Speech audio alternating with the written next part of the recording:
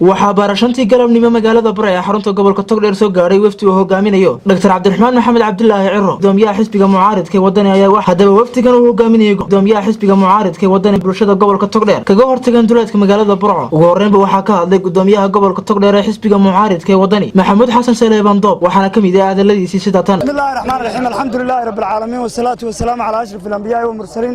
amma ba'da assalaamu alaykum wa rahmatullahi wa barakaatuh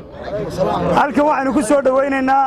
wafdi ballaaran oo hogaaminayo gudoomiyaha xisbiga wadani Dr. Maxamed Cabdilaahi Cabdiraxmaan Maxamed Cabdilaahi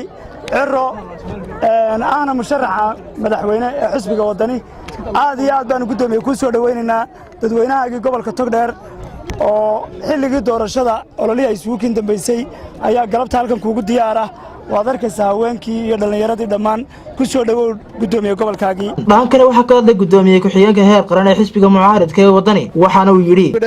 annagoo ah madaxdii xisbiga oo hogaaminayo gudoomiyuhu oo ahna musharaxa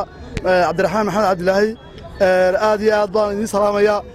socodkayguna waxa weeye madaxdii xisbiga iyo hoggaanka iyo gudoomiyuhu hogaaminayo waa mahadnaq aan ka mahad celinayno codkii iyo taageeradii gobolka Togdheerow bixiseen aasiiseen xisbiga wadani intaas ayaan u soconay oo mahadnaqa oo gobolka isku soo wada xooriyo safarkani ayaa daaran u mahad celinta shacab weynaha siiyo codka gudoomiye Ciro waxaana uu la qaadan doonaa kulamo kala duwan habeenimada caawa Cabdiraxmaan Ciise telefishinka caalamiga Soomaali Cable Burco.